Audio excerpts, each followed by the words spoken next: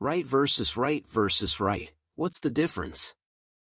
Right, and right are three different words with distinct meanings and uses.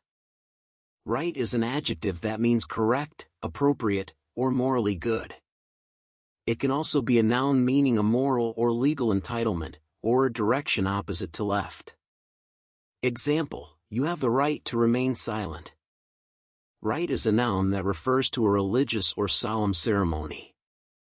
Example, the wedding ceremony included many traditional rites. Rite is a verb that means to create written words or symbols on a surface such as paper or a computer screen. Example, she likes to write stories in her free time.